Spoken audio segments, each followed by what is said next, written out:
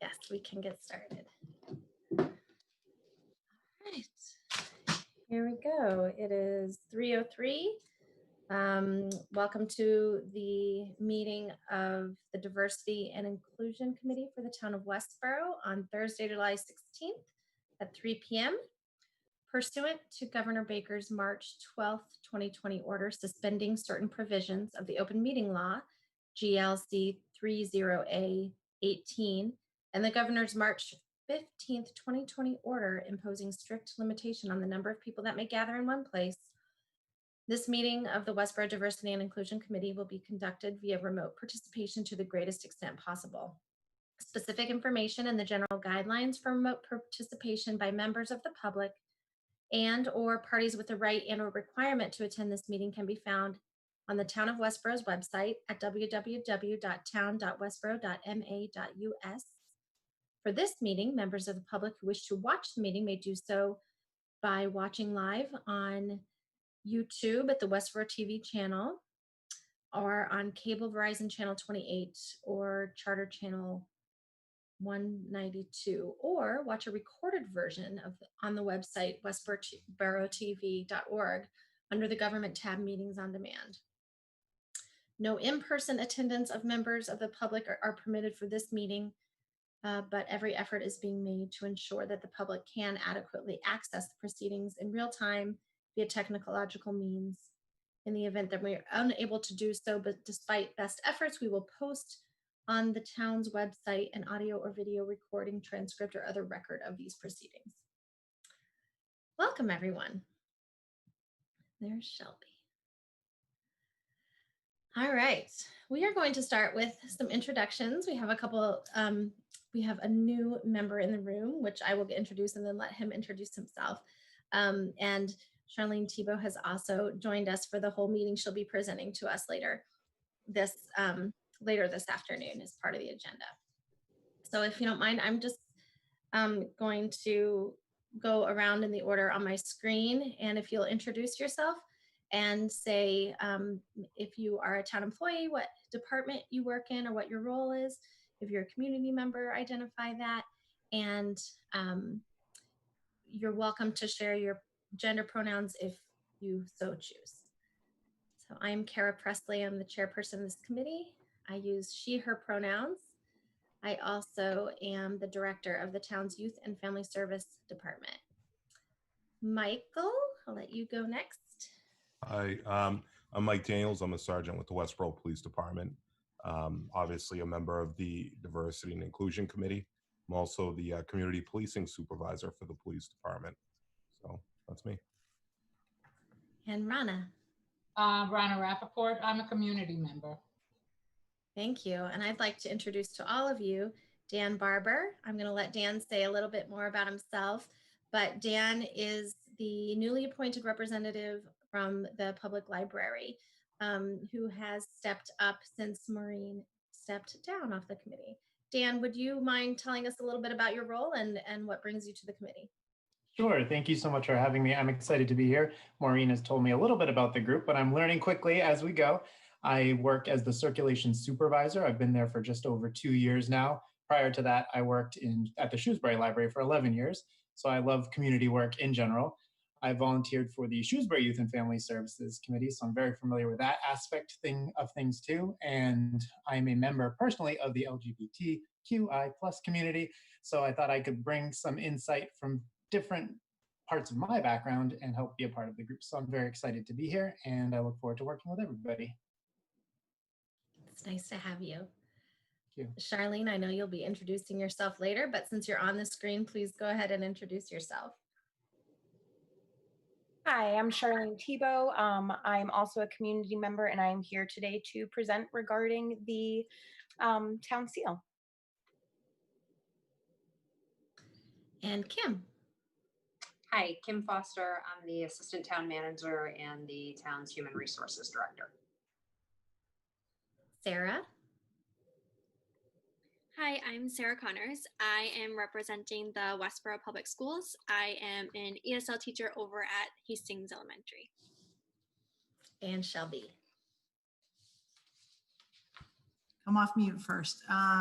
Hi, good afternoon. My name is Shelby Marshall. I am one of your Board of Selectmen and or Select Board members. We're still working on that, speaking of diversity and inclusion. I'm a mom, also a member of the LGBTQ community. Thanks, everybody. I love that people are sharing not only their affiliation with the town, but also pieces of their identity. Thank you for that. Next on our agenda, well, actually, let me just go through the agenda really quickly. We have a pretty ambitious agenda for an hour and a half. I really do strive to keep to the time, but I do also not want to cut ourselves short on some important conversations. So I really will try to keep to 4:30. If we do go over, I appreciate your patience and hanging in with us in that process. I do know that Mike needs to step off at 4 o'clock. We'll still have, now that Dan is one of our members, we'll still have a quorum when he leaves. So we should be fine if any votes come up, or if we need to continue the meeting at that point. So we're going to approve the minutes. We're gonna just check in about any follow-up from last month. We had a few things that we were going to do.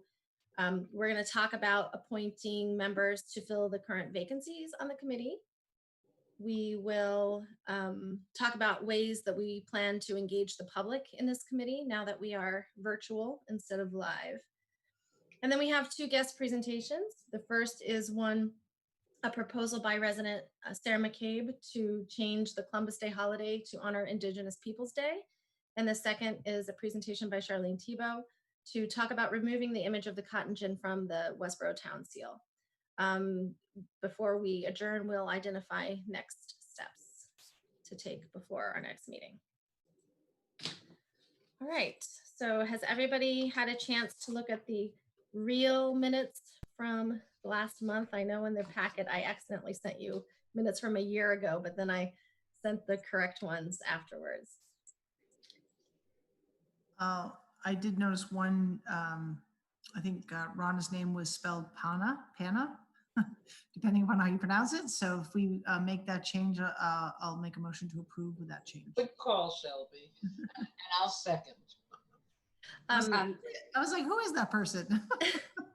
Shelby, I actually think in the paragraph, 2 paragraphs under that, there's a statement that says, Shelby stated she hoped this committee will become a gateway for the community to connect with the town. Did you say gateway, or I was thinking a great way?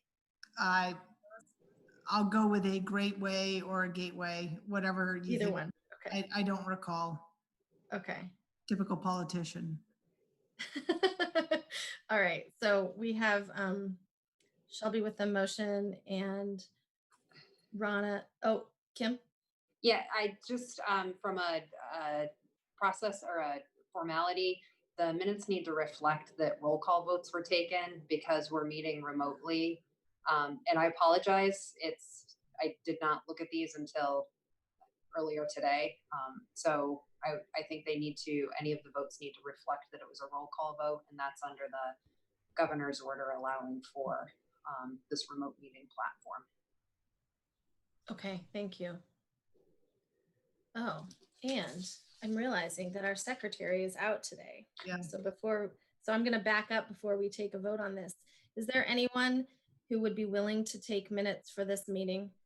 I can do it can be, bare bones. Shelby, thank you very much. I appreciate it. And then even if you do bare bones, I'll pull them together at the end. So, okay. So now may I have a revised motion to approve the minutes with the change to Rana's name and with the identification of roll call votes? So moved. Second. Thank you. And Rana, thank you. I'll call each of you to give a vote of yes to support or no if you don't. Lieutenant or Sergeant Daniels, do you support to approve the minutes? I do support. Right. Rana? Yep. Yes. Kim, do people need to say their names as well? Yeah, if they say their last name in the vote, that's fine. Okay. All right. Yep. All right, Kim, you're up. Foster, yes.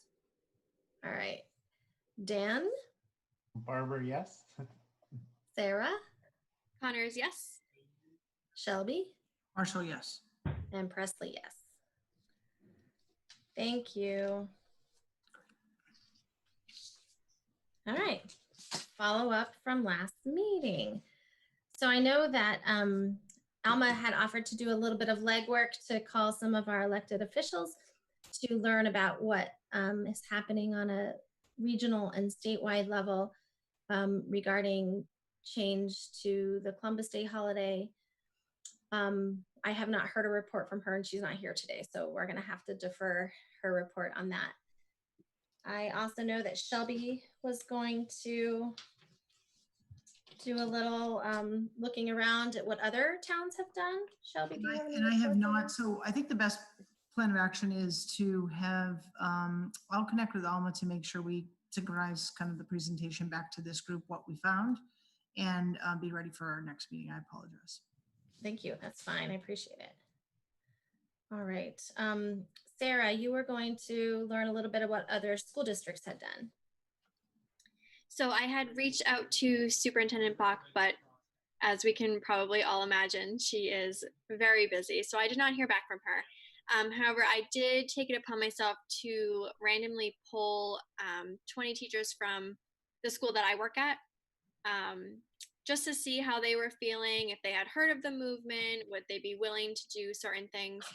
I can share with you some of the data I have. So 90% of the teachers that I polled had heard of the movement, and 100% were willing to change some of the curriculum to reflect the change if we needed to. I also asked them if they would be willing to either teach only about Columbus, teach about both the Indigenous people and Columbus, or teach only about the Indigenous people. And I got 63% teach about both, and 36% teach about just the Indigenous people. I got a lot of positive responses from people. A lot of people said how it is important now that we know more information that future generations would be taught this at a younger age. There were questions of like, how would we be able to teach this in an appropriate way for like kindergarten, because my school is just K-3. But a lot of people were excited that the conversation was started. So we definitely have the educators' point of view here now. So I think as a whole, it was an overwhelmingly positive reaction to the conversation being started. Sarah, I'd like to commend you. I think that was great to take the initiative and poll the teachers in the way that you did. I think that was really excellent. Thank you very much for doing that. Of course. I appreciate that. And I too have reached out to Superintendent Bach. I invited her to this meeting actually. She may step in at some point to hear the presentation by our guest presenter. But I know that she is open to learning more and that she'll be interested to know what this committee has to say about it. Yeah. Thank you, Sarah. Of course. And then I was gonna start a little research about training options for this group. And I did. I had a wonderful conversation with a representative from a group called Visions Inc. out of Dorchester. They did some trainings for the town of Hopkinton, both for students in the school system, but also for some town personnel. And we had a great conversation, learned a lot about the format of trainings that they would offer. She gave me a range of cost, but she was going to send me a proposal over a week ago. And despite my follow-up, I have not received one. It would be expensive. It would be a minimum. So what she's requesting or recommending, I should say, is 2 half-day trainings for this group. So 2 like 3.5, 4-hour trainings, 2 different times. That would go through a series of issues related to the history of racism, understanding bias, and how to talk about and how to take action around anti-bias. Really interesting, sounded relevant. The minimal cost would be $5,000. It could be up to $10,000, and that was for this group. So I've been talking to Kim Foster in the town manager's office, and we're exploring training. We're looking at other trainers and other trainings and possibly other people getting trained. So for now, I think that we'll just keep going. Yes, Mike. I mean, is this something that there may be grant opportunities for? Do we know? Is that something we need to look into? I mean, where would we get the money for the training? Yeah. May I have you speak to this, Kim? Sure.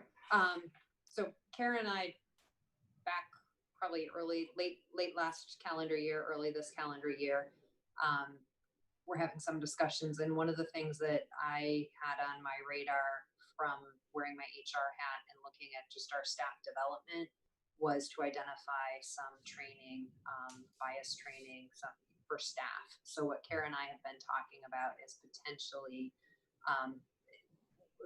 two things. One is a challenge right now of how do you hold these trainings remotely? Right. They're done in person. So there's sort of just the question of who and what's available for training right now. Because we were talking about the potential for, you know, if we're moving forward with training of staff, is there an opportunity to pull in some various board and committee members to that training as well? Because that's something we do have some funding available for. What I'm realizing, there's different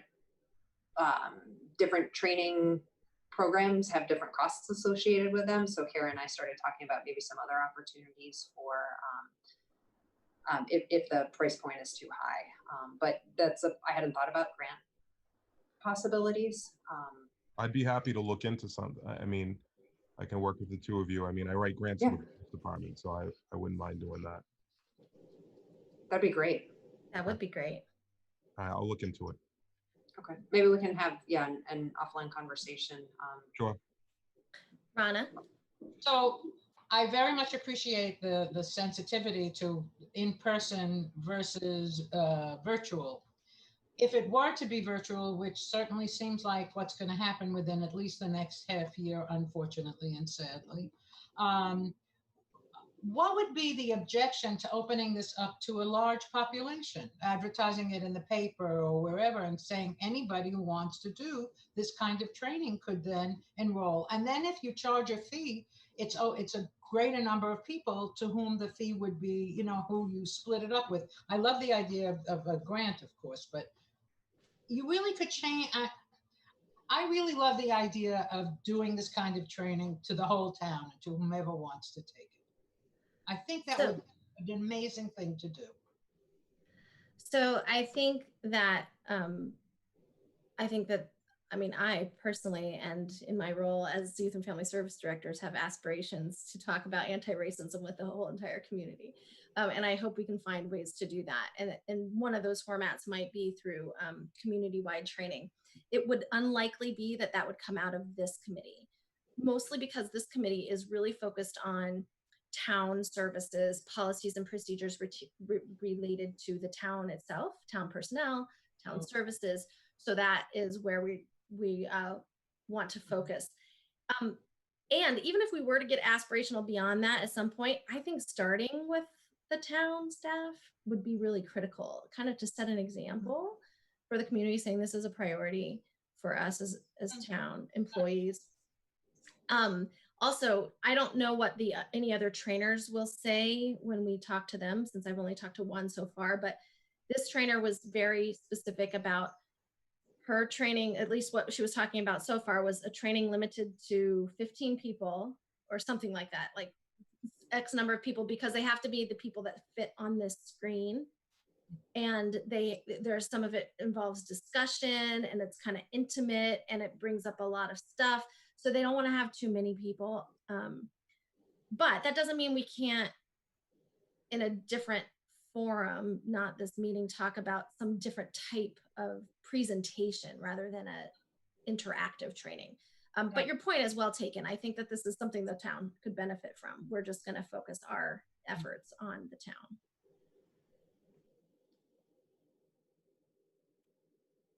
So I still have a few ideas of people to reach out to get other ideas for potential trainers.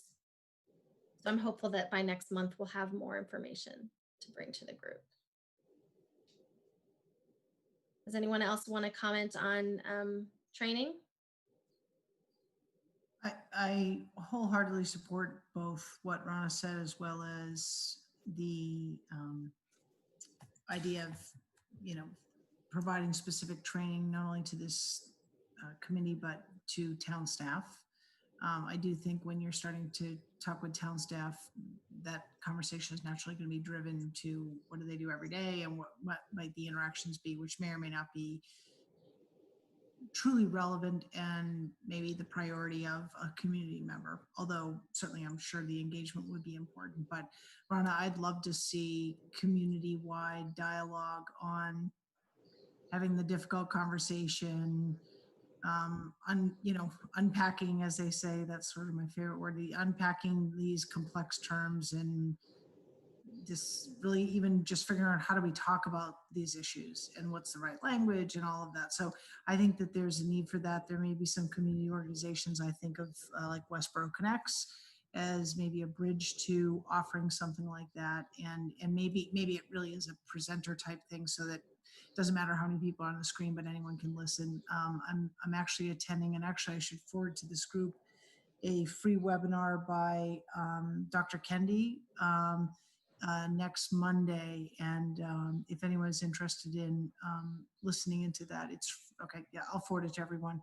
I'm going to be on that too. So okay. Yeah, it's a webinar. It. So it's, and it's about being anti-racist. So anyway, but I think anything we can bring to the community from a validated source would be beneficial. Rana, feel free to have a conversation with me when I'm wearing my other hat, because this is a explicit conversation we're having with the Youth Commission right now and at Youth and Family Services. So I'd be happy to have that conversation there. So this wasn't a specific follow-up to our meeting last month, but for those of you who don't know, our town's Board of Selectmen has put out a statement that is in support of anti-racism. And I'd love to share that with you today. It's powerful. I was consulted about it before it went out, and I was so excited about it. I couldn't even wait for it to come. So I feel really good about it. Shelby, would you actually be willing to read it since you are on the board and since I know that you put a lot of effort into making this happen? If you don't want to, I will. I'd be happy to read it. Yes, if you would like it read, I'd be proud to read it. But I would love you to read it to us. That's fine. Do you want me to share? Do you want to share it on the screen or? Sure, I can do that. Yeah. Because I'm sure people will read ahead or behind of what I'm saying here. So.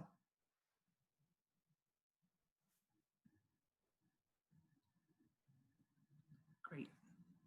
Okay. It's a little bit long. Here we go. Sorry. No, that's okay. Okay, there we go. Okay. And just so everyone knows, this was read at our Tuesday meeting, July 14th in its entirety. Recent national events spotlighting racial injustice have captured our collective consciousness. Racism is unfortunately not new to our country, our state, or even our town.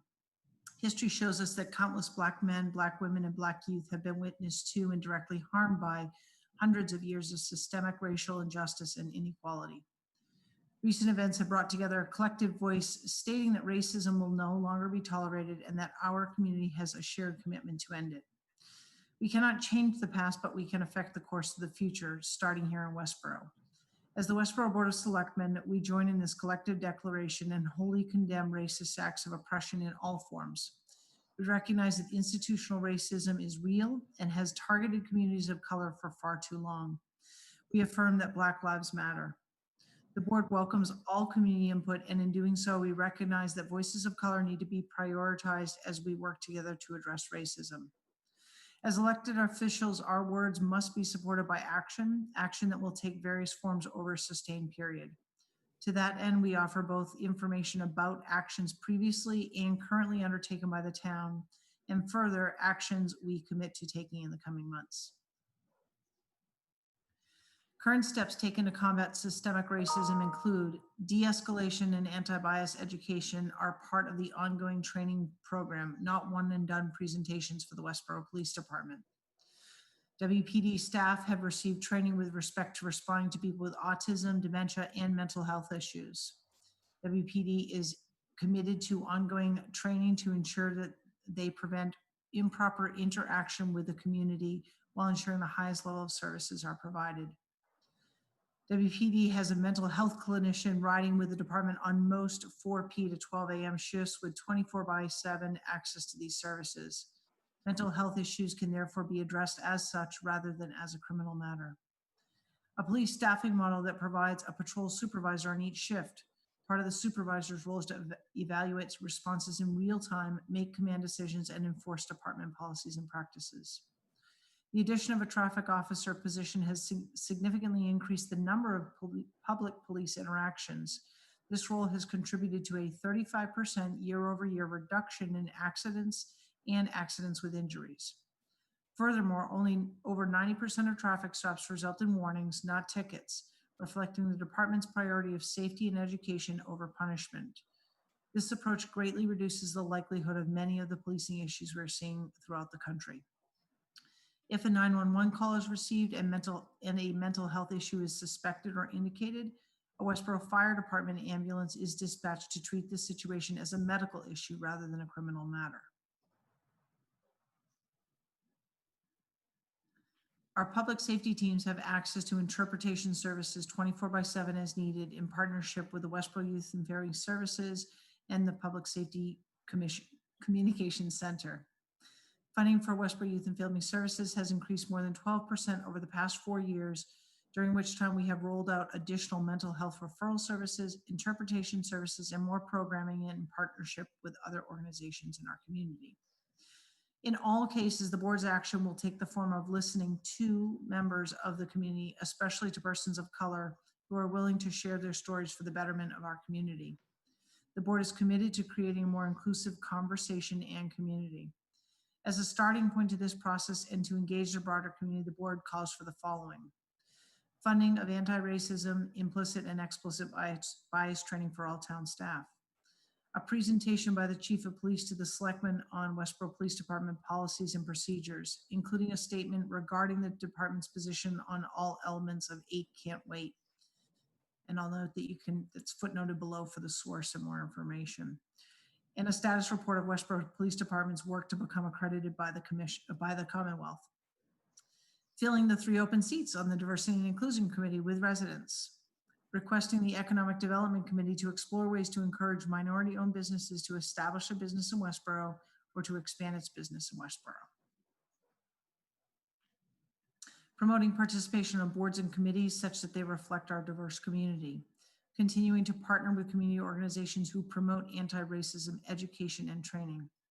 Encouraging the community to safely engage each other through conversation with a foundation of kindness and courtesy. Contacting law enforcement when public safety is genuinely threatened. The board and town staff remain committed to the mission statement created in the 2018 strategic plan, an innovative town government trusted to provide high quality municipal and educational services that enhance quality of life and provide an inclusive and positive experience for the community. It is through recognition of this mission in our daily work that we continue to improve the way in which we provide high quality service to the entire community. Further, the board reaffirms its commitment to the town vision statement. Westborough, a vibrant, inclusive, safe, attractive, connected, and engaged community for a lifetime.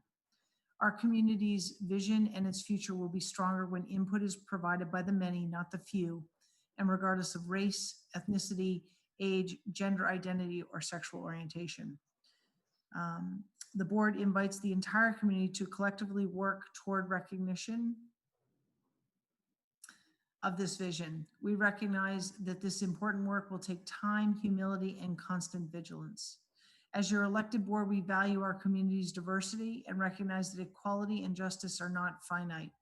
By expanding both, no one is harmed, rather the community is strengthened for all and for generations to come. Voted and approved by the Board of Selectmen, July 14, 2020. In reading that though, it's interesting because you like read it enough, and I realize that we talk about, so we might want to go back and amend it. Oh God. We didn't talk about regardless of, religion in that. And it just occurred to me again, you kind of read those things. So I will bring that back to the board to see if we want to amend that. So. Great. I really appreciate this. We're doing this work as a committee in an environment that is ready and willing to make changes. And so that feels really promising, I think. Kim? I just also wanted to recognize that on the Westborough Public Library's website, there is an open letter to the Westborough community that also condemns systemic racism. My department, it's not quite as long as the one Shelby read. My department has also put out a statement. We did so a little over a month ago. It was on our website, but our website's having some transition challenges. So it's not viewable right now, but I hope to have it back up and running. Thank you, everyone. So we actually learned since our last meeting that the vacancies, I'm moving on to the next agenda item, which is to fill the vacancies on this committee. We have 3 vacancies currently. Those vacancies used to be held, 2 of them were held by town employees and 1 was held by a community member. So Rana and there was 1 other community member. And now, as you've seen, the Board of Selectmen has committed to appointing community members to fill those vacancies. Now, that said, we've learned that actually, according to the charter of when this committee was established, it is actually the job of the town manager to appoint the committee members to this particular committee. So we got a little mixed up. So there was a lot of communication about that in the last month. So I've had a conversation with Christy Williams, our town manager, about how to proceed. And I want to fill you in on sort of what's transpired in the last month and what our steps will be going forward. So Christy has asked that this committee identify the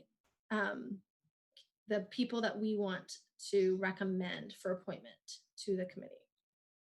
So in order to do that, we as a committee need to meet and pick our candidates, our recommended candidates.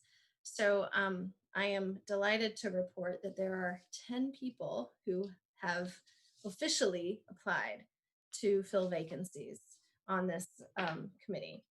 And it's a range of people with for those who have shared these pieces with me, I have learned that it's a range of backgrounds and immigration statuses and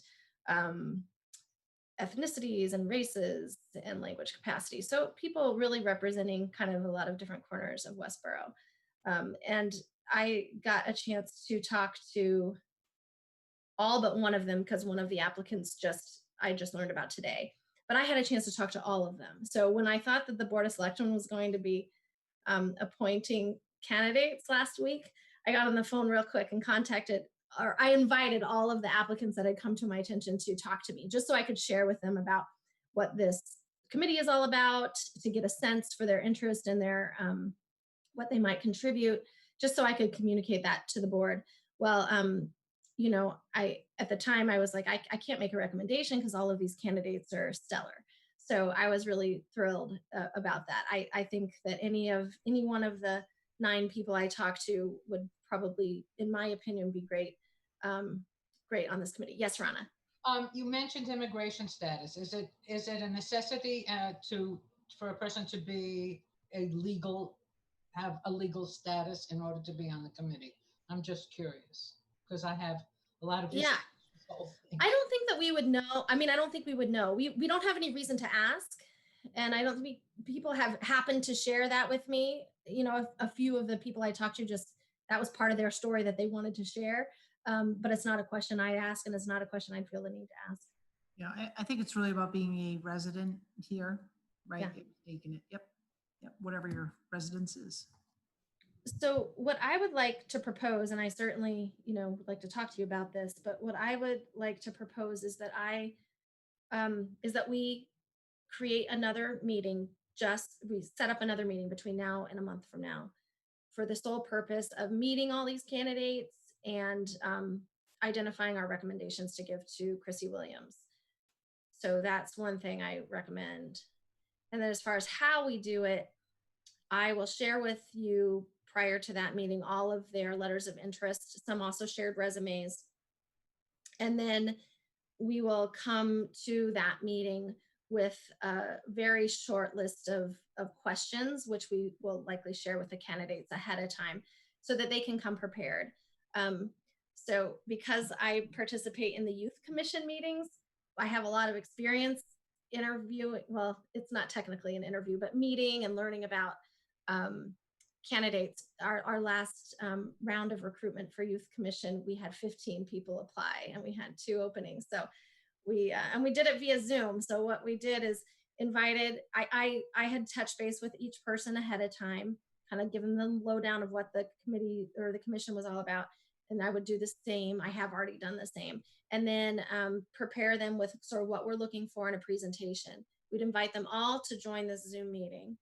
And then we would just go in alphabetical order on the screen or what have you through the candidates, and they each get X number of time, 3 minutes, to address the questions that we are posing. And we'll come up with those ahead of time so that we really give equal opportunity to each person to speak to the same thing. And then it is a public meeting. So I would say to them, this is a public meeting, therefore you are welcome to stay on the call and witness the deliberations. You also are welcome to, opt out and step off the meeting. In my experience with the Youth Commission, they always opt to leave the meeting. So I hear people talk about them compared to others. But we will then deliberate and identify our candidates. And I'll come to that meeting with some structure for how we can do that and not have it be too crazy or long. So that's my idea and my proposal. What are folks' thoughts on it? Shelby?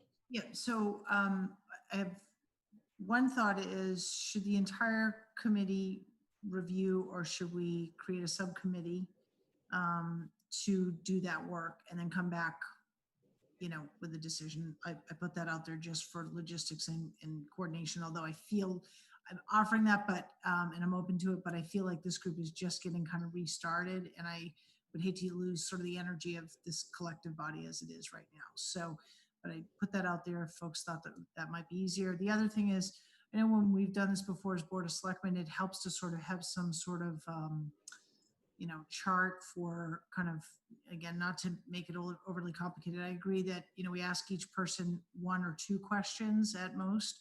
So it's kind of introduce yourself. We have the letters, anything that you haven't provided to us that you'd like to kind of tell us about yourself, and then whatever those questions this committee determines. And kind of a way to, rank or score so that we're all looking at it in the same way, in a simple way. Mm-hmm. I think that's a good idea.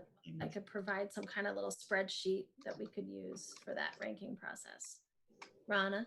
Regarding the subcommittees, I think this group is really small enough so that we really don't have to do it as a subcommittee. I think maybe the proviso should be if someone or someones are not available at such and such a time, that it's okay for the committee to go on without that person. I think we need to give permission to Kara, who is heading this up, to say if only 3 of us are able to participate, those 3 will be able to participate, given that we will have the information about the candidates in advance.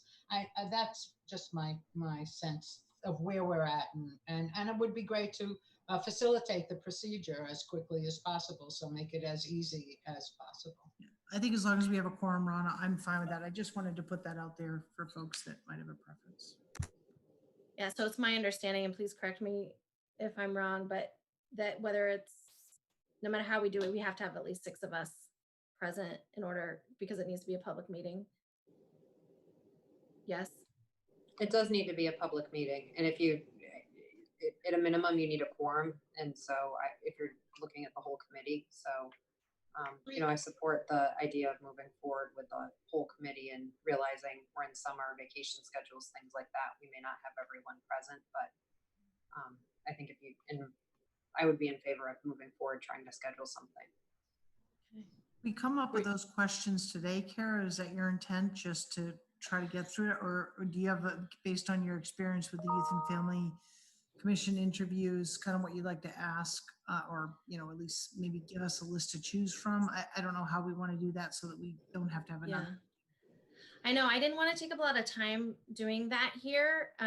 So I guess I was sort of hoping that you might let me take a shot at it on my own. But I mean, I think the things that bare bones that I am interested in is making sure that we know not only like why you're interested, but sort of what will you bring to the table to contribute to the committee process. And what I have to think about a little bit more is how do we really want to make sure that people understand what this committee is about, and that the focus of this committee is what they're really interested in.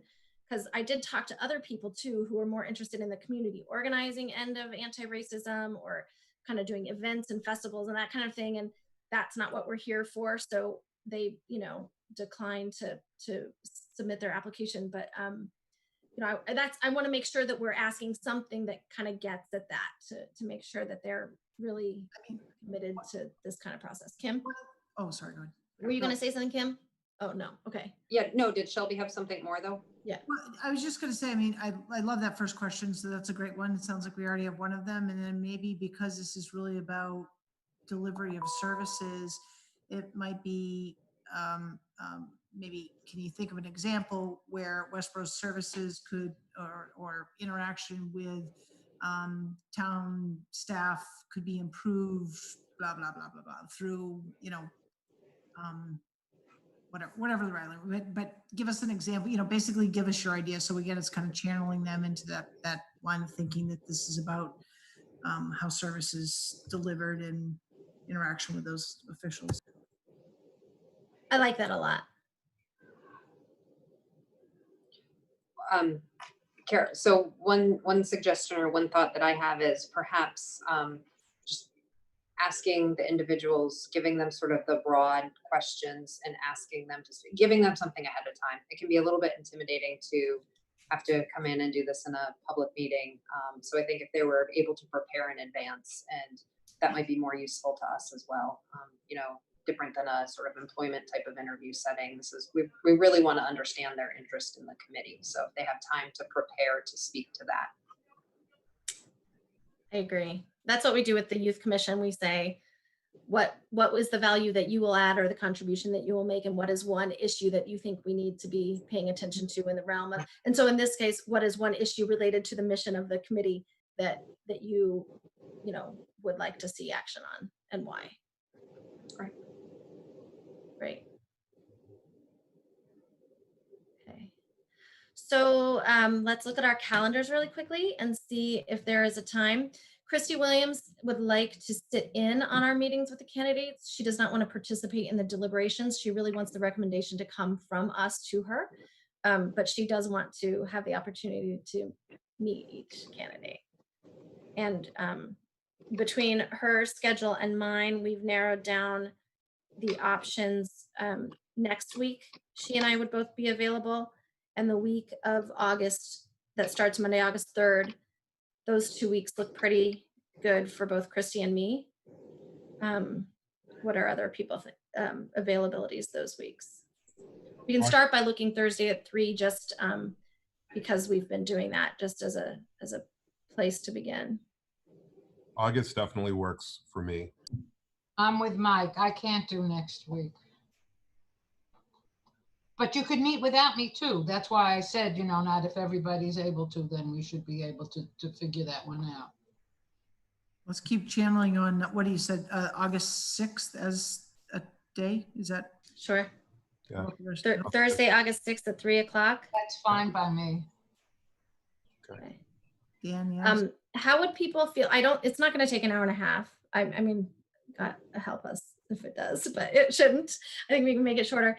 How would people feel about starting at 4 o'clock? And the reason I'm asking is because if people are working a 9 to 5 kind of day, they have to take less time out of work to participate in the process.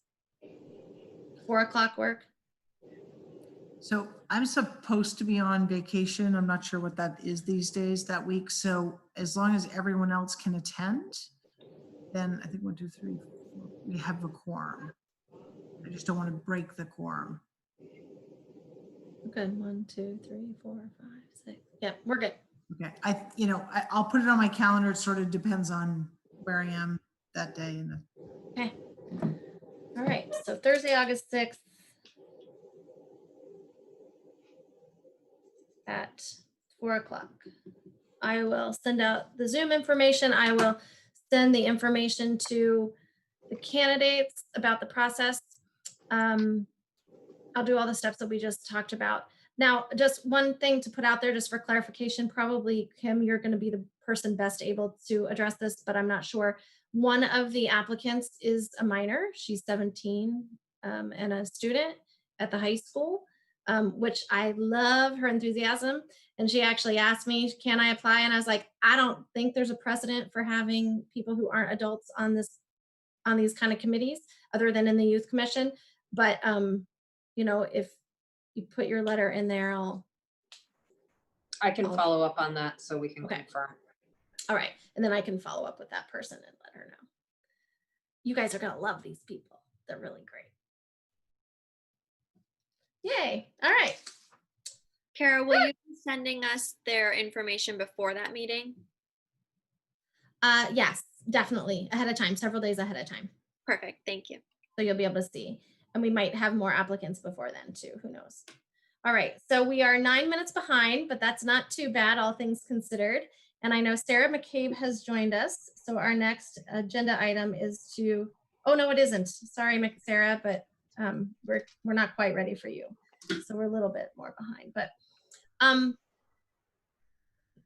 if you remember, those of you, most of you were involved in this committee before COVID, and it was a committee where we would meet as members, but a lot of members of the public would come, and it was pretty informal, and members of the public were really invited and welcome to encouraged to participate. That kind of informality and that sort of open to anybody format doesn't work very well for Zoom. It's very distracting. It's hard to keep track as a chairperson. But we definitely want to find ways for the public to be engaged. There's some problems with the town website right now. So right now, the new email address is not posted on the web page. It will be, but I am thinking about ways that we can publicly announce that web or that email address. Sorry, the email address, the diversity@town.westborough.ma.us, and really encourage people to send their comments, to share agendas and have people share their comments before meetings so that we can look at those and incorporate them into our work. Beyond that, though, I'd love to hear your thoughts about ways to engage the public around the mission of this particular committee and keep them involved in the processes of what we're doing.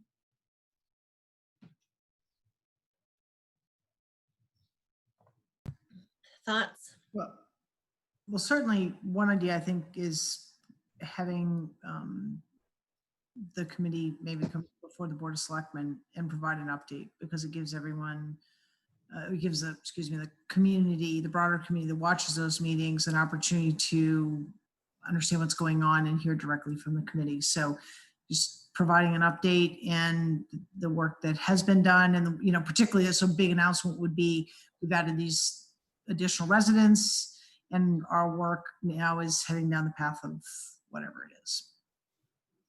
So doesn't have to be overly formal. Chris, Carrie, you've done that before, Yeah. But I think that would be a great way. I certainly would love on Frank and Mary, the TV show, to bring any number of our members on and have a conversation about this committee and what its goals are and, you know, why it matters. So I'll put that out there as well. I would be happy to represent this group at both of those forums. Kara, I think as we get into more in-depth indoor discussions about specific topics, for me, it's hard to think of this in the abstract. I think maybe as things come up and we have an idea of a particular, you know, we either have a message or something we want to share or are looking for feedback on, at least for me personally, it's easier to figure out what's the best approach or what are some options once there's something concrete. Right. So maybe as we discuss and topics come up, that's, you know, we make sure that's part of the discussion, because there may be different, you know, depending on the topic, different avenues of outreach or seeking input. Right. I agree. It'll be easier when it's concrete. Sarah? And I'm more than willing, if something comes up, to make flyers and send them out to schools so they can send them home to those families as well. I feel like a lot of the families I work with, they don't have internet access, so paper copies that I can translate would probably be the best approach. Thank you both for offering to do that and to offer to help with translation. I speak Spanish and can translate into Portuguese, so we got those two. That's great. All right, good. So we have some next steps for that. And now I do officially want to invite Sarah McCabe to join us. Sarah, I'm making you the host right now. So Sarah, it turns out, just full disclosure, Sarah and I know each other from our past lives. It's nice to see your face again. Thank you, you too. A lot of years. We used to work together at Wayside Youth and Family Support Network, where Sarah still works. And then Sarah reached out to me unbeknownst. She's a Westborough resident and talked about her interest in this issue. So I'll let Sarah take it from here. She's gonna share with us her presentation. Great, thank you everyone. So yeah, I would just like to start by thanking Kara and this committee for inviting me into your space and allowing me to talk with you about you know, what it is that we're asking for and hoping to get your support on that. Can everybody see that okay? Great, okay. So the first rule of PowerPoint presentations is that you don't read them and you don't have a lot of words. And unfortunately, I'm going to do both of those things because I want to be respectful of your time. I want to get through the material quickly. And I also want to leave kind of a written record of everything that I'm going to talk about. So you'll have that to reference as needed. So yeah, like Kara said, I'm Sarah McCabe. I'm a Westborough resident and I'm a mom of 2 school-aged kids. And I put this together with 2 of my good friends and fellow Westborough residents, and we're just going to kind of move through this, talk about what it is that we're asking for, and then at the end I want to leave it open for questions or anything that, you know, I can help clarify for the committee. So just to start, that this is really, you know, the ask is of the town. We are asking that the town formally change the name of the October holiday, which is known as Columbus Day, to Indigenous Peoples Day. And I'll kind of get into the reasons why we're asking for this. And so we're asking for the town to make this formal, and we're also asking for the school district to support that.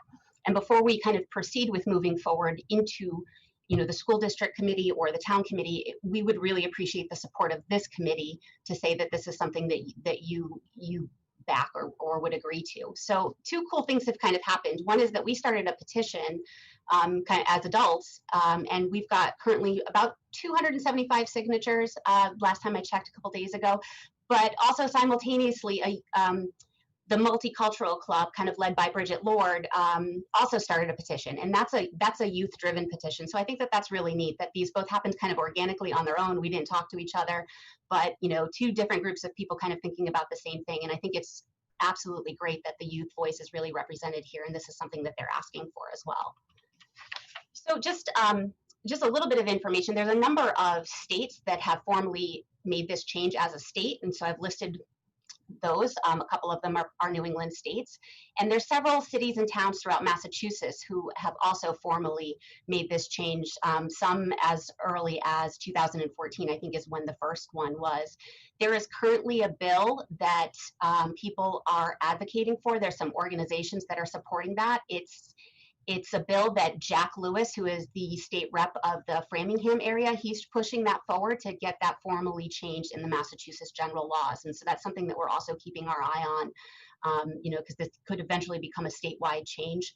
In the meantime, we're hoping that Westborough would, you know, be able to do that first.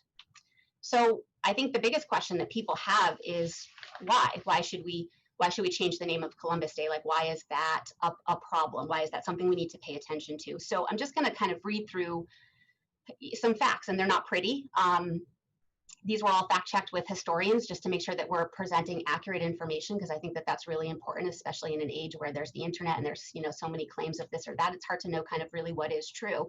And so just to start, Christopher Columbus, as an individual, he enslaved, raped, tortured, and murdered thousands of indigenous people.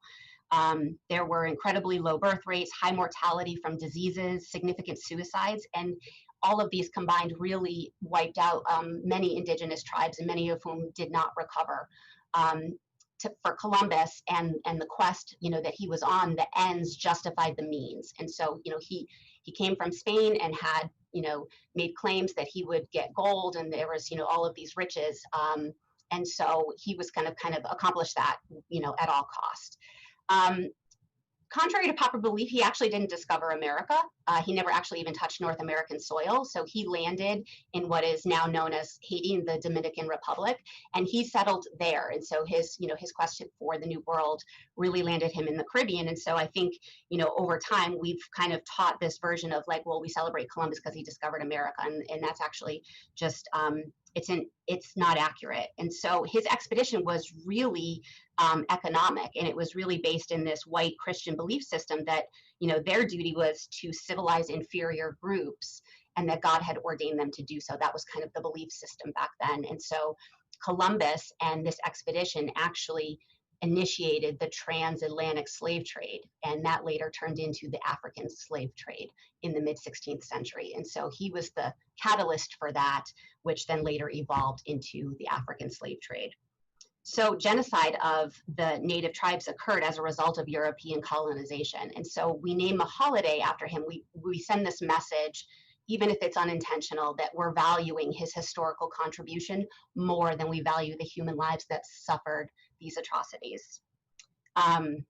You know, there's profound generational trauma that is experienced by the indigenous communities, and that exists today.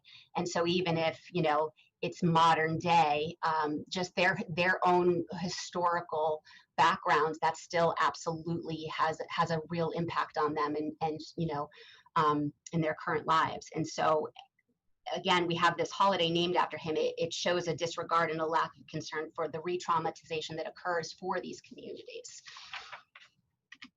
So language matters. I think, you know, especially in today's day and age, like what we say matters, how we message things matters, our words really matter. And so it's not enough to just kind of say like, oh, okay, well, we have a holiday, you know, named after Columbus, but that doesn't mean we're celebrating what he did, or, you know, celebrating the murder and torture that occurred. And I feel like we need to teach our children to celebrate and honor the native cultures that lived here. And by acknowledging the ideas and the cultures of these communities, we can begin to address some of the structural racism and white culture that we're entrenched in today. And that leads into all of the kind of movement and stuff that we're talking about today. You know, it can start as early as when Columbus came over and the things that occurred. And so part of this, you know, the language mattering part is really, it's taking something negative and replacing it with something positive. It's celebrating the lives of the indigenous communities and not Columbus as an individual. So we can change the name of the holiday to honor indigenous people and also still teach about Christopher Columbus. And I think that that's important. I care a lot about history, as do, you know, my friends who helped with this presentation. And we're not looking to erase history. We actually think it's actually important to teach about Columbus, but we think we should teach truthfully, you know. And so we're just asking to place more value and honor on human life where it belongs, just in the same way that we honor a federal holiday for MLK. We also still really teach about segregation and the civil rights movement, but we don't have a holiday named after Jim Crow, you know. So we focus on what's important and what we want to value, but we also still have to teach accurate history. When we designate a holiday, we canonize a person in statues or monuments. What we are saying as a society is that this person in this moment is really worthy of our admiration or prideful remembrance. And we can't in good faith advocate for social and racial justice while simultaneously looking the other way regarding Columbus and centuries worth of horrific acts that he set in motion. And so I really like using this because this is his own words. He kept a personal journal, and this is something that he wrote after kind of landing on his first day. It just gives you a little bit of insight into kind of his mind and what he was thinking about. And so they willingly traded everything they owned. They were well built with good bodies and handsome features. They do not bear arms. They do not know them, for I show them a sword. They took it by the edge and cut themselves out of ignorance. They have no iron. Their spears are made of cane. They would make fine servants. With 50 men, we could subjugate them all and make them do whatever we wanted. And so it was really about, you know, again, meeting the needs of what this expedition was about and having complete disregard for the human life that lived there. They were really seen as property and something that can help him achieve the goals of what this expedition was. And so again, we're just, you know, we're asking to honor the Indigenous people. I believe that Westborough is better than this. I love this town. I think we do some really, really great work here. I think we really value diversity, equity, inclusion. I think language and messaging from the superintendent is consistently supportive and affirming to our diverse populations, especially. I always feel incredibly, incredibly proud every time I read communications that come from the town.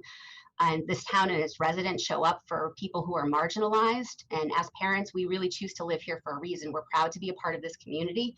We want our children to learn the truth about our history, even when it's ugly.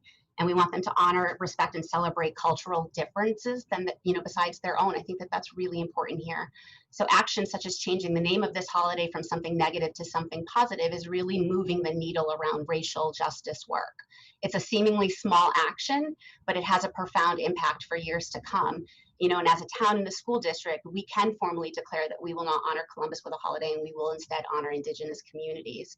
And I think we owe this change to children and to students who are also advocating for it. I think their voice is incredibly important around this. I think we owe it to teachers who are faced with teaching a whitewashed version of US history while also knowing the truth. I think we really owe it to our diverse residents who deserve to live in a community where they feel like they are seen and heard and valued. And we certainly owe it to the Indigenous Native communities who continue to experience the devastating effects of colonization and can sometimes be an otherwise invisible community. So I just went through that so quickly. I want to just pause there and allow you guys to ask any questions or, you know, any other information that I can help clarify or present.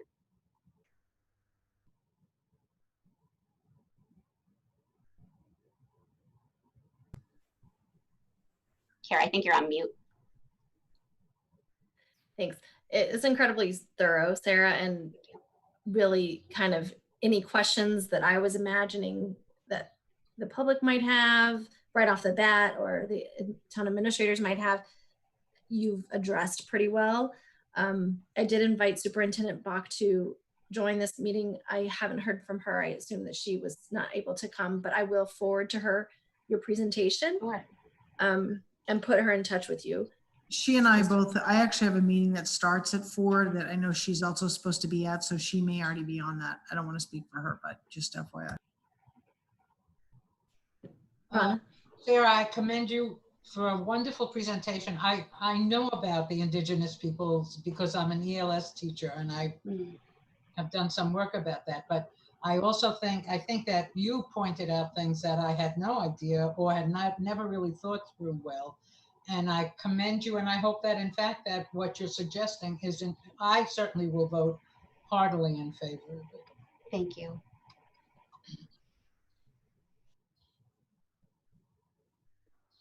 Sarah. Well, thank you, Sarah, for coming and sharing that. I think at the beginning of the meeting you missed this, but I did want to let you know that a lot of the teachers are behind you.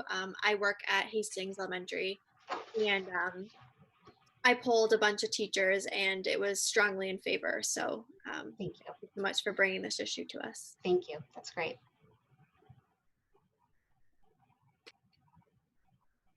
Shelby. I think, so great presentation. Thank you very much. Learned some new things, which I think as we all go through this process and we learn it, it's sort of a cathartic experience. So thank you. And I guess I would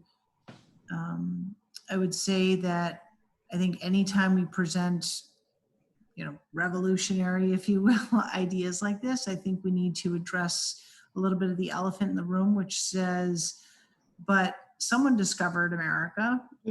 Who was that? And, wasn't it really because of Columbus that ultimately America was discovered? And if he didn't do what he did, then we wouldn't all be here, right? So I think we need to kind of address some of those. I'm not saying that was an accurate representation, but we have to kind of address sort of what I might suggest is older mainstream thinking, so that folks can recognize how we can kind of progress from historical views to kind of present day views of history.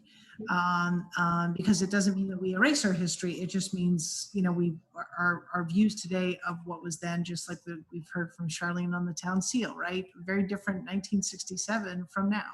So I think that that's very important in the presentation. And I would suggest that as this concept goes forward, that we engage our local history librarian, Dr. Tony Vaver, in this conversation. I just did that with him on the town seal on my TV show. And, he just presents it in a way that, it's not emotional. It's very factual, and Dan's nodding his head. But I think it really helps folks that, may struggle with this to really understand, that this is not necessarily like a political change, but it's a kind of almost like a cultural change, if you will. Those are my words. So, absolutely. That's excellent feedback. Thank you. And Sarah and I, when I invited Sarah to come and join us, we were having a conversation about what this would mean for the school district, and she certainly has other input about her proposal that she'd like to share with the school district. But I will connect you, Sarah McCabe, to the schools more formally. And if you hadn't figured out, Sarah Connors is the school's representative on this committee. So our charge as a committee is to figure out what we do with this next. What are our next steps? We will certainly loop back and share that with you, Sarah McCabe, and let you know how we would like your continued participation. So any other, and we're going to talk about next steps at the end of our second presentation. So we're not going to do that right now. Are there any other questions or comments for Sarah McCabe before we switch? Thank you. Appreciate it. Sarah, if you will just make me the host again. Yes. How do I do that? Go to my name and the three circles at the top corner. Make host. There we go. There you go. Great. Okay. Thank you, everyone. Have a great afternoon. Thanks, you too. And now I would like to introduce to you Charlene Thibault. She introduced herself at the beginning of our meeting, but Charlene, it's nice to see you. And Charlene has come to give us a presentation about removing the image of the cotton gin off of the town seal. She gave a version of this presentation to the Board of Selectmen, and now she's going to give it to us. And Shelby has let us know that she needs to drop off in a few minutes. So I'm going to make you the host, Charlene, so you can share. Done. Go ahead. Okay. So let me just pull this up.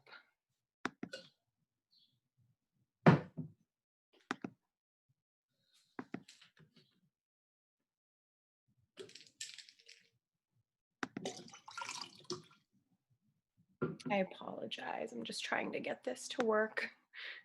Let's see. File. Sorry.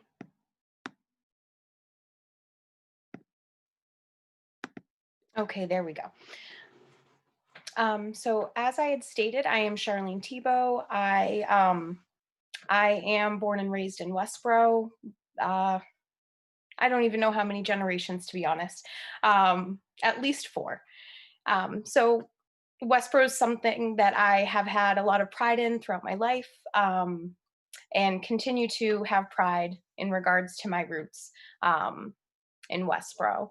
And I've proposed revisiting the Westborough Town Seal. And I think it's important for us to take a look at the history behind the cotton gin that is displayed on the town seal. The cotton gin was invented by Eli Whitney in 1794. Eli Whitney was born and spent the early years of his childhood within Westborough. Eli Whitney worked along with his employer, Catherine Green, to create the cotton gin. And in my research, I learned that much of what Eli based his invention off of, which was a comb-like design to remove seeds from cotton, was a method that was established by slaves. The invention of the cotton gin revolutionized the cotton industry in the United States, but Eli did not benefit from this invention as he had intended due to patent infringement.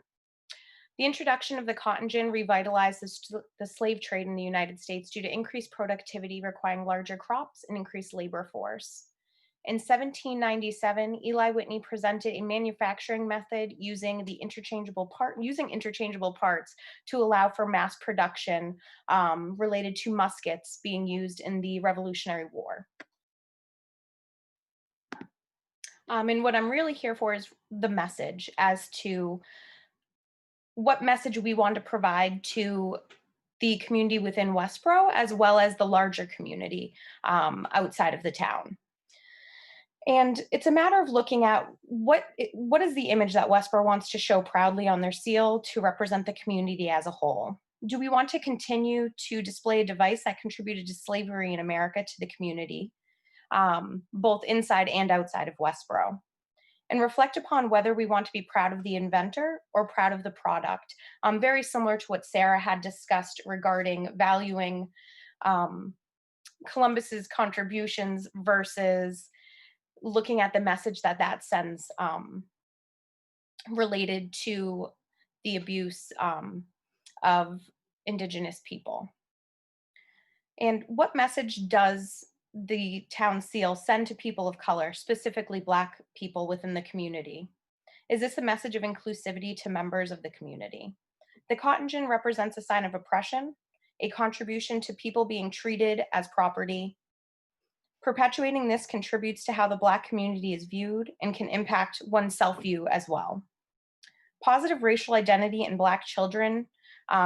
So I did a little bit of research prior to my initial presentation, and positive racial identity in Black children is connected to self-esteem and contributes to academic success and positive emotional functioning. In the 1940s, Kenneth and Mamie Clark completed what is considered now the doll test, which resulted in the finding that prejudice, discrimination, and segregation contribute to self-esteem of Black children. Although segregation isn't a factor at this time in Westborough, it is important to acknowledge that prejudice and discrimination are unfortunately still in play in our society. The seal was created in town, and I think it's very important to understand when this came about. And the seal was created in town by students as part of the 250th birthday celebration of the town. And it's important that we look at that time period and the focus of education at that time. The seal was developed in 1967, which was the latter end of the civil rights movement, and a year where segregationists were elected into office within the nation, one of which, Lester Maddox, who is celebrated publicly within the nation, was elected in that year. And this is not reflective of the personal opinions of those who had developed the seal or taught history at the time.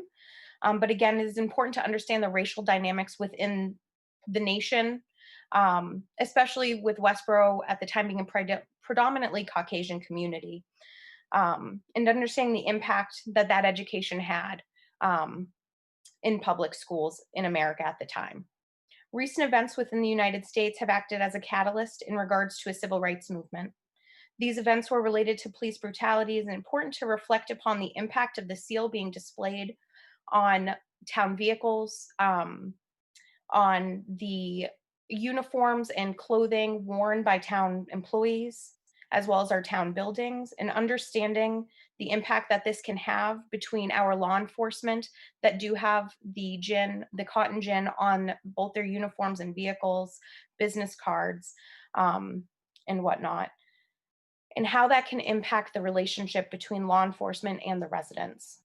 Westborough has been a leader over the years. I had self-disclosed in the Board of Selectmen meeting that a family member of mine, Flora Swears, was the first, or at least my family tells it, was the first female police officer in Westborough in the 1920s, which was not commonplace at the time. And Westborough has been a leader in the past, and I think this is a chance for Westborough to show that they can be a leader once again.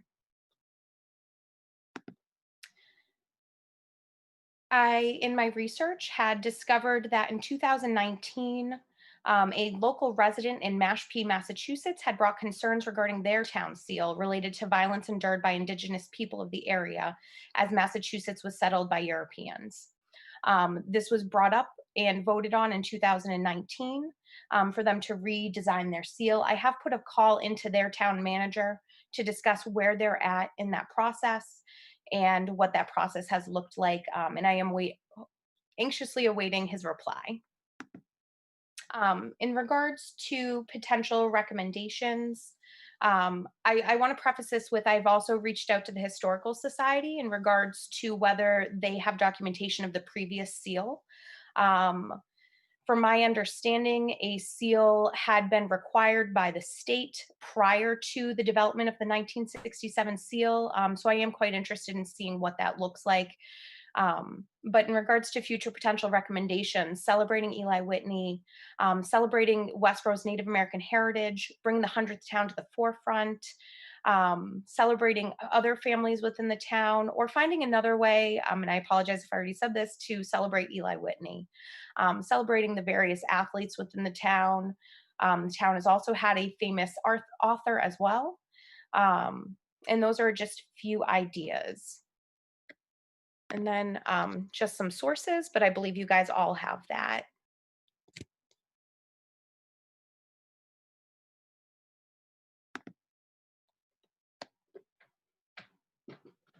Thank you, Charlene. What questions or comments do folks have?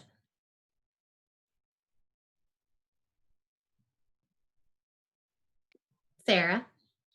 I really appreciate your presentation. I think one of the, not worries, but one of the things that might come up would be the process of how we would go about this. So I would definitely be very interested to see where Mashpee is and like what the step-by-step would be for us, because it's definitely an interesting topic, and it was definitely would be a lot of work, but I think that in the long run it might be worth it. So thank you. Kim, do you want to speak to that? About kind of where, because I know this has already kind of gotten a start in our town. Yeah, so there has been discussion at the Board of Selectmen meeting. Charlene did present there, as was mentioned. One thing I just want to be sort of clear on, the ultimate decision, this does require a vote of town meeting. And I just want to be clear, the discussion that the board was having was opportunities to seek public input, and obviously a little bit challenging given the remote meetings and not being able to host something in person. But there was a very lengthy discussion. The board's going to work to figure out maybe the best way to provide opportunity for additional feedback. Just in advance of that discussion at that board meeting, I know they received well over, I think it was 60 emails from residents who knew that it was going to be discussed and weighed in, pro and con. There were opinions on both sides. But the discussion at the board meeting was to seek opportunities. There is a,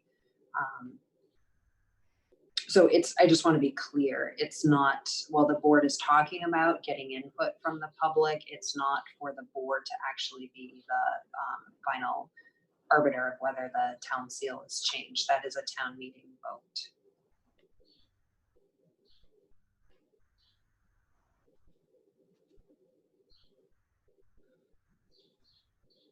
Any other questions for Charlene? Comments? Thank you. Thank you, Charlene. Will you please make me the host? Oh, go ahead, Rona. Thank you very much for your presentation. Again, both like in Sarah's presentation, I have learned an enormous amount, and I thank you very much for educating me. I love how education has been so core to this committee the last couple of months. Charlene, will you please make me the host again? Yep. And then we'll talk as a committee about next steps. Right. So maybe we start with the issue of the seal, since we were just talking about some next steps that are already in the works within the town. I'm trying to understand our role as a committee in conjunction with the steps that Kim just outlined. I imagine that the board would welcome our recommendations. Yeah, Kim. So again, I don't think anything was finalized. The board's discussion, there was a lot of trying to figure out what are the different opportunities and how might this move forward. So just, there is a October town meeting. So there was some discussion about the board moving forward with putting it on the warrant for a vote at town meeting. And then there was discussion about the process being, is there an initial vote by town meeting to change the seal, and then a vote at a subsequent town meeting to approve and adopt a new seal. So given that the first opportunity would be an October town meeting and looking at a relatively short timeline, a thought was, or part of the discussion was, one way to proceed is to vote, put something on the warrant, ask voters, do they wish to see the town seal changed? If that is an affirmative vote, then potentially have the Diversity and Inclusion Committee figure out a process to receive proposals for a new seal, so that ultimately then between October and the March town meeting, some sort of process that would involve this committee to have a proposed new seal for the March timeframe. So that was one potential role for this committee. There shall be. There shall be. Thank you for explaining that, Kim. That seems like it would be an appropriate role for us, just to figure out how to do some of the concrete steps to making it happen. I know Shelby has joined us again, and she might be able to speak to this some more, but one of the conversations I know happened at the Board of Selectmen's meeting when Charlene presented was a conversation about how much is this going to cost, and it is, you know, how's the town going to pay for it? And while I don't have concrete answers to that, I know part of the discussion has been, this is something that can happen in stages, and that there are some stages of the process that if the town votes to affirm a change, that the process of removing the seal from letterhead can happen overnight and with no cost. And so there are some things that can happen quickly. You know, we can take or remove or change the seal on the website quickly after a vote. Certainly changing a seal on public vehicles and on signs and that kind of thing will take money and more time. But we just talked about how whatever the vote may be, that after that can be a thoughtful conversation about how to proceed with the changes in a way that's respectful of tax dollars. Do you want to comment on that any more, Shelby? I apologize for off and on. I didn't think I'd be back, so I'm glad you guys. It's nice to have you. I'm going to take advantage. So, no, I totally agree. It can be done in stages. I do think it's important that we have some financial data when we're at town meeting. If ultimately it goes to town meeting for a vote to change it, that there are some numbers around that, because I don't think it helps the I don't think it helps the Warren article to say we can worry about it down the road later. And I know you're not saying that. I think that, and it's funny, I was getting sworn in for the Cable Advisory Committee, and the town seal is on the notary thing. I was like, oh, another spot, where it is. So it sort of just keeps cropping up all over the place. But yeah, I just think that we need to have those numbers, albeit they can be spread out over a period of time. Yep.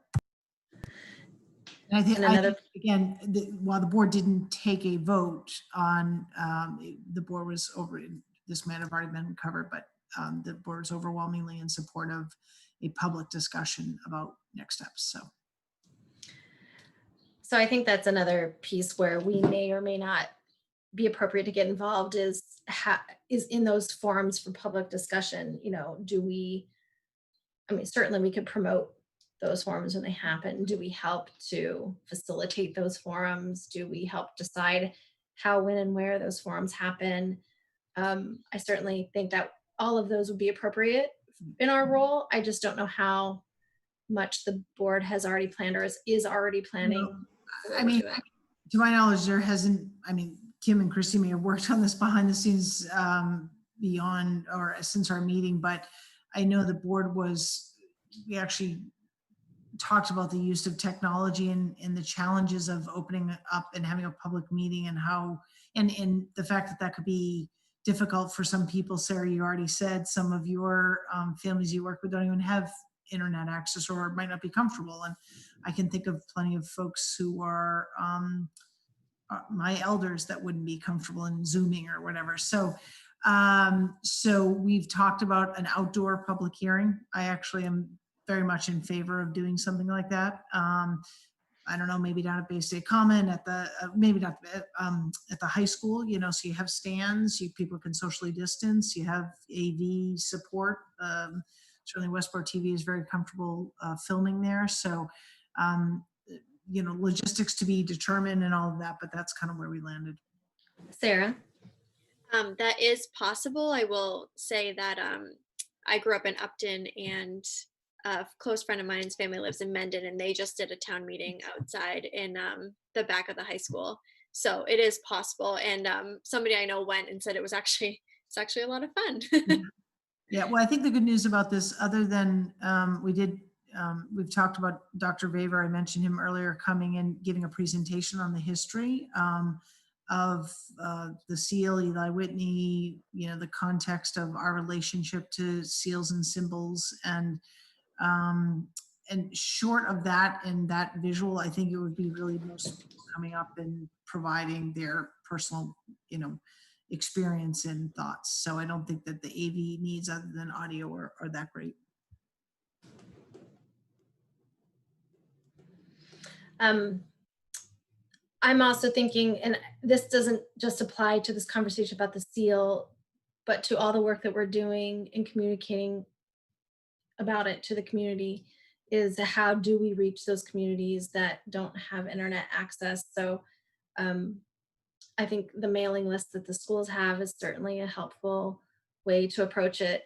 Dan, I think about the work that you do in your outreach to various apartment communities and corners of the town, and ways that we might be able to build on that to both distribute information, but also I'd love to pick your brain about how we might use those forums to gather information too, for this committee. Yes, Rana. Do people use like the churches and synagogues and mosques and stuff to disseminate information also? That's probably another way. I was just going to say you could do it online. Get that right. Because if there are populations that don't have access to online, so difficult. I do think I want to stress, I know they're taping today, Westborough TV. I mean, you don't need internet access, but you do need cable access to be able to watch these. So I am a huge supporter of local access TV as a way to bring forward news and information in a relatable way. And I know that they've been tremendously supportive of additional meetings such as this and covering them. And so if there are other ways in which we need to get the message out or interpreted message, excuse me, I'm sure that they would be supportive of that. And again, then you're kind of encouraging people to go and find that information and watch it, which sometimes is more engaging than reading. So given the time today, we're not going to figure out a lot of these steps that we might take to engage the community around these issues today. But let's put that at the top of our agenda for our August meeting. And if we could come to the table with some ideas about outreach, and not just outreach to inform folks that these conversations are happening, but ways that we can safely, within the reality of the pandemic, gather information from communities who often don't have voice in these matters. We're going to have to get creative. I'm having the same conversation with every group I'm a part of, is how to elicit and engage the whole community. So I don't know that we'll come up with the best answers, but the more people thinking about it, the better. I think we have, however schools come together in the next month or so, that certainly will be a way for families to connect a huge portion of our community to be connected, because now they'll be engaged just by the calendar. It's our older community that I then turn to say, how do we engage them? And Ron, I think you've provided some great suggestions through our faith community and some, some other venues, but we've got to get better at that. And again, I'll say Westborough Connects as well is, a great, you probably mentioned them, but they have a large distribution kind of channel. So we want to reach people, and the library. I mean, I think the library is probably number one, so. I have to get going, so. That's fine. I think we're wrapping up now. Would you like somebody to move to adjourn? First, Yes. before I do that, I would like to thank you, Kara, for a really excellent, thoughtful, provocative meeting. It was, my grandson is here, which is why I have to stop. So thank you very much, and everybody take care and be well, and we'll see you in August. We'll see you at the beginning of August for a meeting with candidates, and then mid-August for this next official meeting. Right. Okay. But are you moving? Are you moving to adjourn? The meeting. Yes. All right. All right. Vote. Roll call vote. Dan. Yes. Yes. Presley. Sarah. Connors, yes. Foster, yes. Shelby. Marshall, yes. Perfect. We are officially adjourned. Who seconded? I didn't see. I was. Oh, I'm I did. sorry. I did. It was Kim. Kim, sorry. It's okay. I'm writing and all right. Bye. All right. Thank you all.